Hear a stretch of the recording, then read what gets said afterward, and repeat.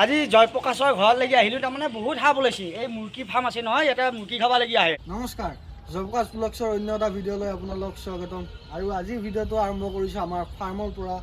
আৰু কালি মই নাছিলোঁ মানুহজন, কালি মই কিবা এটা কাৰণত গুৱাহাটী যাব লগা হ'ল। আৰু আমাৰ ঘৰত আৰু কালি আমাৰ ঘৰত এনেকুৱা এটা পৰিৱেশ হৈছে, মানে কি ক'ম আৰু, চৰাই ঘৰত যি ফাৰ্মত আমাৰ ফাৰ্মৰ এই ভিটিৰ তলত বহুত সাপ, এডাল দুডাল নহয়, কমচে কম 20-25ডালমান সাপ, 15-20-25ডালমান সাপ। আৰু সেইকাৰণে আমি আমাৰ ঘৰৰ পৰাই মাতা গ'ল সোণমণি দাক মাতিলোঁ। আমাৰ ওচৰৰে সোণমণি দা হয়, গতিকে সোণমণি দাক তেওঁক মাতিলোঁ সাপ ধৰিবৰ কাৰণে। তেওঁ ধৰিলে 15ডালমান সাপ ধৰা গ'ল বাৰু। একেলগে সাপ গোটেইখিনি সোণমণি দাই 20-25ডাল সাপ একেলগে ধৰিলে কালি আমাৰ ঘৰত এই ভিটিৰ তলত, চৰাই ভিটিৰ তলত। আৰু মই আমাৰ দীপজ্যোতি দাখিতেই গাই, তো তেওঁকো মই কথাটো ক'লোঁ আমাৰ ঘৰত ইমান একেলগে সাপ ওলাইছে বুলি কেনে। আৰু তেওঁ এবাৰ চাবৰ কাৰণে আহিল, মই তেওঁক ক'লোঁ আৰু তেওঁ মোৰ কথাটো ৰাখিলে। আৰু ভাল লাগিল মোৰ। আমাৰ ওচৰতে দীপজ্যোতি দাৰ ঘৰ খিতেই গাই, আমাৰ ইয়াৰ পৰা 5 কিলোমিটাৰ, গতিকে তেওঁ আহিল, ভাল লাগে। আমি হ'ব দে এডালে দেখোন এঘৰমান সাপ ওলাব বুলি ক'লে। চপৰাৰ মাজত ক'ত চপৰা গুচাই দিলে সাপ ওলাম। চাওঁ দেখুৱাইছোঁ আপুনি। মই দেখাব নোৱাৰোঁ।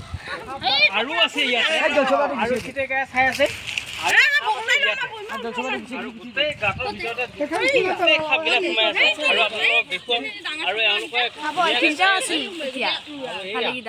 ভিতৰতে সোমাই আছে।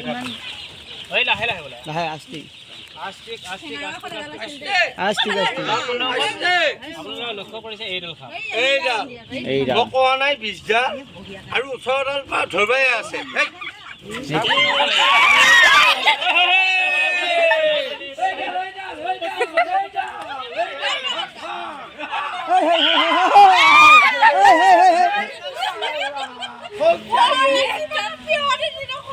আলু তলা দিছি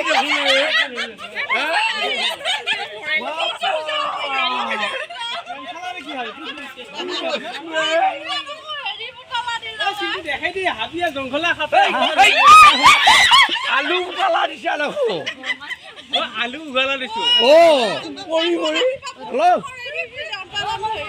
অসমীয়া আলু পেটা উঘালা দিছোঁ। চাই থাক এইগিলা ভিডিঅ' কৰি আছা। আপোনালোকৰ ঘৰতে সাপ ওলাল আহি।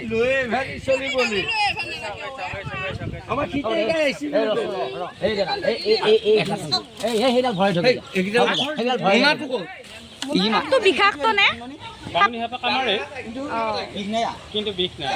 সেই বুলি আকৌ বিষ নাই বুলি কোনোবাই ধৰিব যাব আকৌ। তেতিয়া আকৌ ইমান বামুণী সাপ আছে নে ইয়াত?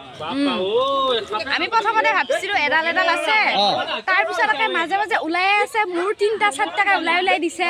তাৰপিছত আমি ভয় খালো। কিমান বুলি ভাবিছিলো? প্ৰথমতে এডালে বুলি ভাবিছিলো, ভাবি কিনে এডাল দেখিলো।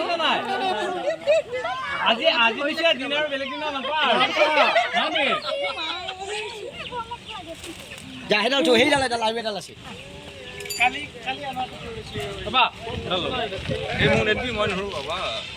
কেইডাল হ'ল? চব কেইডাল হ'ল? কেইডাল হ'লে এইডাল সোমাই নাথাকে কিয়? সেইডাল লাগে সোমাই লৈছোঁ।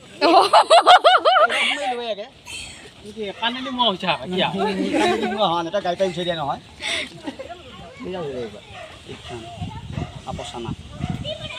চিৰিয়াখানা বনাই দিব পৰা হ'লি দেখোন। মালিক 10ডাল হা 10ডাল হ'ল। আৰু এডাল আছে। আজি জয়প্ৰকাশৰ ঘৰলৈকে আহিলোঁ। তাৰমানে বহুত সাপ ওলাইছে। এই মুৰ্গী ফাৰ্ম আছে নহয়, ইয়াতে মুৰ্গী খাবলগীয়া আহে। আকৌ সাপ এই কিবা জয়প্ৰকাশৰ ঘৰত সাপ ওলাইছে বুলি কৈ দিছোঁ একবাৰ। এইটোত সাপ ধৰা মানুহ, মই এনেই আছোঁ এছিষ্টেণ্ট। ঐ দি কি সাপ ওলাইছে? চকুটো আমাৰা গুটিহান কৰা কিয়া সাপে কামেৰি হেৰি কৰি দিছে চকুটো। ডাঙৰ কৰি দিছে। বন্ধুসকল চাওক, আমি ধুনীয়াকৈ এই দাদাই ফোন কৰিলে আৰু সাপডাল দাদাই মাৰা নাই, নামাৰি কেনে আমাক ধুনীয়াকৈ ফোন কৰিলে আৰু চিন্টুৱে মই ধুনীয়াকৈ আহিলোঁ। আহি কেইডাল সাপ উদ্ধাৰ কৰিলোঁ সেইটো আমাৰ হিচাপ নাই। হিচাপ আছে নেকি আপোনাৰ? সেইটো হিচাপ আছে 21টা আৰু ধুনীয়াকৈ সাপডাল উদ্ধাৰ কৰি ল'লোঁ। আৰু এইডাল সাপ হৈছে বামুণী সাপ। আপোনালোকে সকলোৱে চিনিয়ে পায় হয়তো বামুণী সাপ বুলি ক'লে কি সাপ। বামুণী সাপটো হৈছে নন ভেনমাছ স্নেক আৰু এই সাপডালে হয়তো মানুহক কামুৰিবৰ কাৰণে একেবাৰে চেষ্টা নকৰে আৰু যেতিয়া কামোৰে তেতিয়াহ'লে এই সাপডালৰ বিষ নালাগে। আৰু গতিকে এই সাপডাল আমি উদ্ধাৰ কৰি ল'লোঁ, লৈ পেলাই ধুনীয়াকৈ নি পেলাই জংঘলত এৰি দিম, কাৰণ এইটো হৈছে এটা জংঘলৰ বস্তু।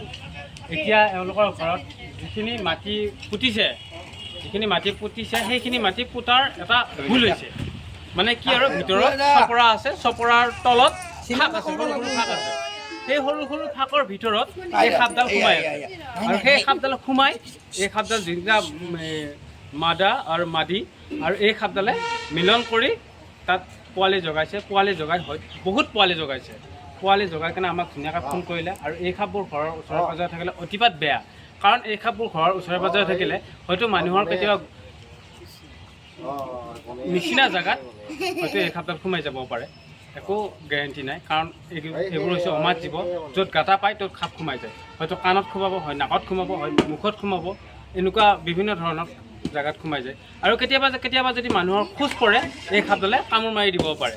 আৰু কামোৰ মাৰি দিলে হয়তো কেতিয়াবা মানুহৰ ভয়তে মৃত্যু হৈ যাব পাৰে, কাৰণ এই সাপডাল হৈছে সম্পূৰ্ণৰূপে অবিষাক্ত সাপ।